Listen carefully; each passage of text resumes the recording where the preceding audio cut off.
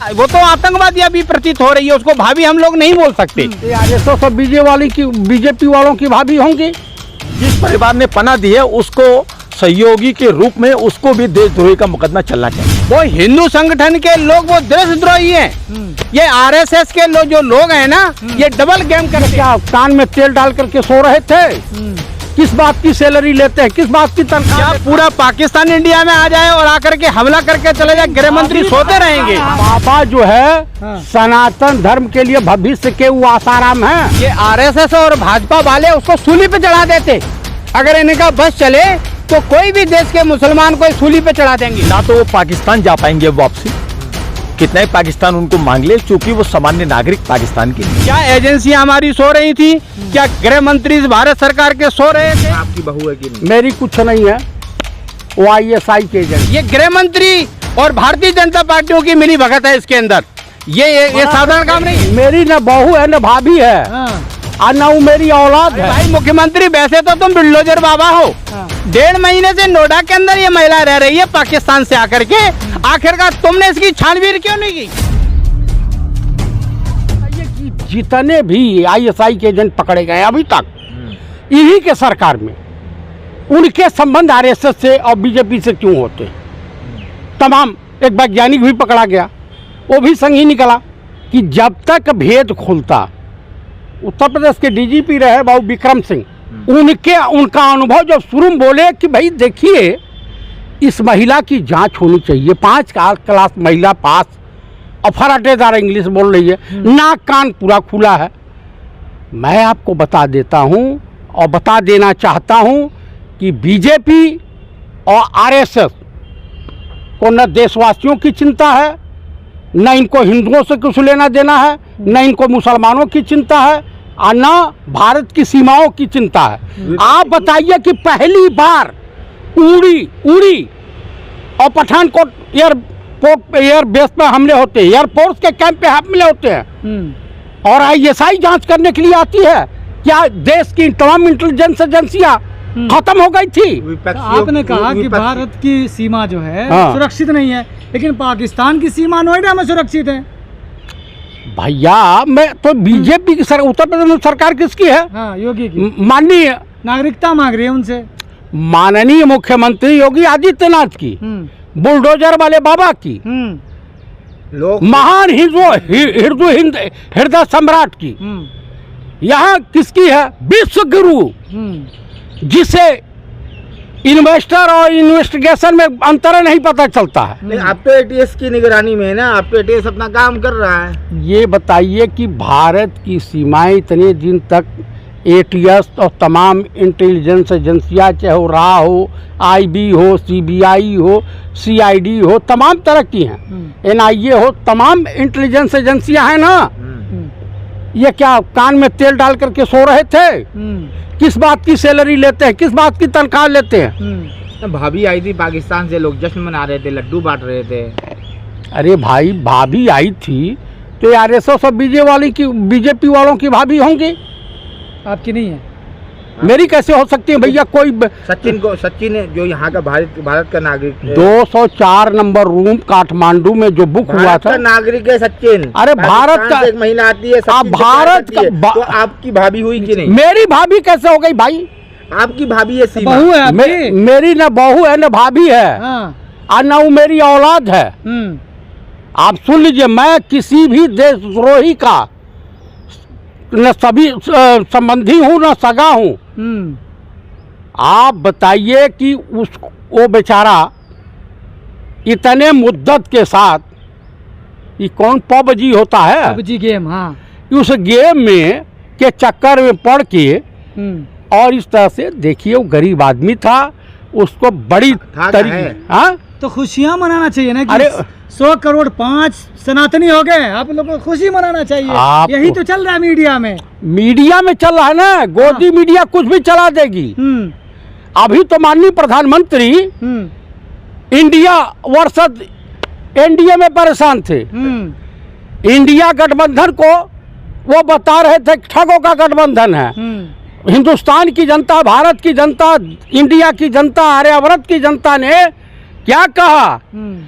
कह रहे भाई आपने तो भ्रष्टाचार का गोदाम बना रखा है, जिसमें जितने भी भ्रष्टाचारी जाते हैं उसमें छुप जाते हैं, धुल धाल के बाहर आ जाते हैं। लेकिन चतुर्वेदी जी जिस तरह से वो कह रही है कि बाबा बागेश्वर के हम सभा में जाएंगे तो हो सकता है उनको खतरा हो, क्योंकि वही टारगेट तो नहीं है जो जाना चाह रही है उनकी सभा। बागेश्वर की जान को भी खतरा अरे भाई कही कि उनकी मुस्कुराहट बड़ी अच्छी लगती है। आप बताइए, हाँ। सोचिए उनकी तो सुरक्षा बाबा को खतरा है, सुरक्षा बढ़ाना चाहिए कहीं बाबा का। बाबा कल मरते हो तो आज ही मर जाए।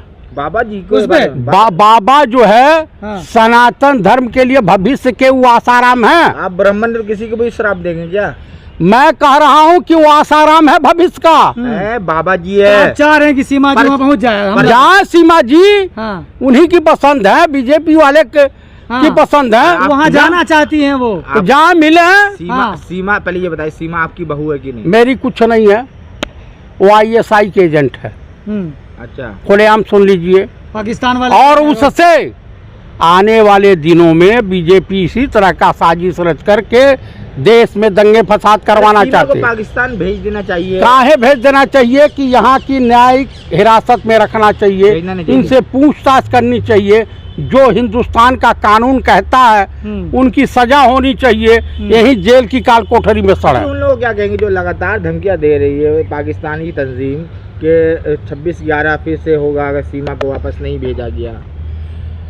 ये सब बीजेपी की साजिश है। बीजेपी से कहाँ था जी? अरे भाई देश का पहला प्रधानमंत्री है, नवाज शरीफ को अपने क्या बोलते शपथ ग्रहण समारोह में बुलाया। मनमोहन सिंह जी जो 10 साल प्राइम मिनिस्टर रहे कभी पाकिस्तान नहीं गए। अटल जी प्राइम मिनिस्टर रह गए और उसके बाद कारगिल हुआ। तो सीमा से उसका क्या ताल्लुक होगा? रिश्ते अच्छे करने गए थे। कौन से रिश्ते? अच्छा, वो रिश्ते अच्छे करने गए तो उसके बाद कारगिल हो गया।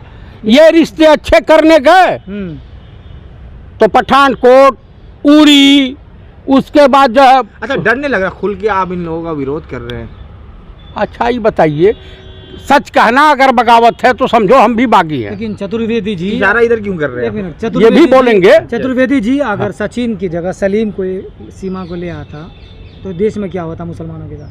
वही तो बीजेपी चाह रही थी, तो गलत जगह फंसा दिया इसको। अच्छा, हाँ, वो तो मोहरा बन गए बेटा, वो भी भोग गए। अच्छा, क्या कहना चाहेंगे सीमा के बारे में? सीमा एक अवैध रूप से भारत के अंदर उसने प्रवेश किया है। ना तो वो पाकिस्तान जा पाएंगे वापसी, कितना ही पाकिस्तान उनको मांग ले, चूंकि वो सामान्य नागरिक पाकिस्तान की नहीं है। अच्छा, भारत के अंदर वो अवैध रूप से उन्होंने प्रवेश किया है। उनको यहाँ के नियमों के तहत, यहाँ के कानून के तहत उनको सजा होनी चाहिए और जेल में रखना चाहिए। और जिस परिवार ने पनाह दी है, उसको सहयोगी के रूप में उसको भी देशद्रोही का मुकदमा चलना चाहिए। कोई पाकिस्तान से महिला नेपाल के माध्यम से इंडिया में आ जाए और इंडिया में ऐसी जगह पे आ जाए जो दिल्ली की सीमा के बिल्कुल बगल में है और 1.5 महीने से वो जो है इंडिया के अंदर रह रही है, ना भारत के गृह मंत्री को पता है, ना भारत के प्रधानमंत्री को पता है, ना किसी एजेंसी को पता है। जितनी हमारी सुरक्षा एजेंसियां हैं, उन एजेंसियों की मुझे एक बात बताइए, आखिरकार पाकिस्तान से कोई व्यक्ति इंडिया में आ कैसे गया? क्या एजेंसियां हमारी सो रही थी? क्या गृह मंत्री भारत सरकार के सो रहे थे? क्या मतलब क्या चाहते हैं? क्या पूरा पाकिस्तान इंडिया में आ जाए और आकर के हमला करके चले जाए? गृह मंत्री सोते रहेंगे? आपको खुश होना चाहिए, आपकी भाभी आई है पाकिस्तान से। देखिए, ऐसे हम भाभी नहीं बनाने वाले किसी को। हम कैसे कन्फर्म हो जाएं कि एक हमारा शत्रु राष्ट्र की एक महिला आकर के देश में आकर के, क्या पता है कि वो जो है गर्दिश के माहौल में आई हो, आतंकवाद, वो तो आतंकवादी अभी प्रतीत हो रही है, उसको भाभी हम लोग नहीं बोल सकते। लेकिन सवाल ये है कि हिंदू संगठन के कुछ लोग जा रहे हैं, पैसे दे रहे हैं, बधाइयाँ, साड़ी तक दे रहे हैं।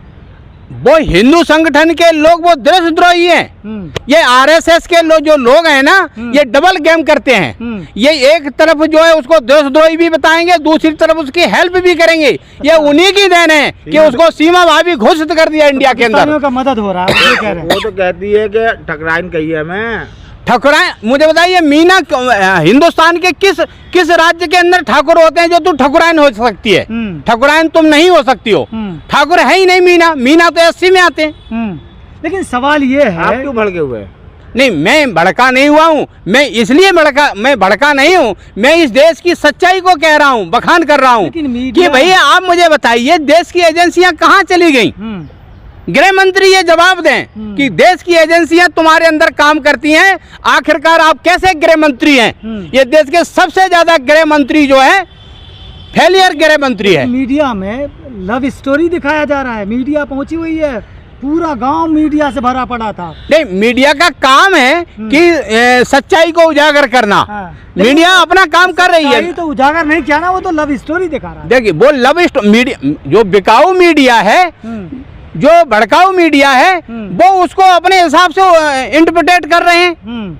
ऐसा नहीं हो सकता। तो आपको क्यों शक हो रहा कि सीमा जो है जासूस लग रही है? वो भी हो सकती है आप लोगों की। आज तक इतने 1.5 महीने से नोएडा के अंदर है वो, क्या 1.5 महीने के अंदर इस देश की एजेंसियां क्या कर रही थी? वो क्लीन चिट दें कि ये वाकई उसके लव मैरिज है या मोहब्बत है या वो जासूस है। ये उसका काम है, ये गृह मंत्री का काम है देश को जवाब दे, ये जनता का काम नहीं है। जनता तो बेचारी भोली वाली है। योगी जी से नागरिकता मांग रही है वो तो। देखिए स्लीपर सेल के लोग इसी तरीके से ये लोग नाटक करते हैं। ये स्लीपर सेल की महिला है, ये गृह मंत्री और भारतीय जनता पार्टियों की मिली भगत है इसके अंदर। ये साधारण काम नहीं है, ये बड़ा आरोप ये है। भारतीय जनता पार्टी के नेताओं की ये मिली भगत है कि इस तरीके से हिंदू और मुस्लिम बात करके चुनाव 24 का जीता जाए। तो हिंदू तो हो गई ना वो अरे हिंदू हो गई, वो स्लीपर सेल है, ना हिंदू है ना वो मुसलमान है, वो स्लीपर सेल है। देश की एजेंसियां क्या कर रही थी हमें ये बताया जाए। लेकिन पाकिस्तानी मीडिया में चल रहा है कि रॉ एजेंट है जो पाकिस्तान में बहुत दिनों से रह रही थी, आप हिंदुस्तान गई है। हम भी ये कह रहे हैं। नहीं, इंडियन रॉ एजेंट नहीं है, पाकिस्तानी मीडिया कह रहे हैं। पाकिस्तानी मीडिया तो कुछ भी कह सकती है, हमारी इंडियन मीडिया क्या कह रही है? अच्छा, इंडियन मीडिया सिर्फ एक ही काम कर रही है। ये बताइए, जी, सचिन की जगह अगर कोई मुसलमान होता तो क्या होता उसके साथ, ये बताइए। उसके साथ ये आरएसएस और भाजपा वाले उसको सूली पे चढ़ा देते।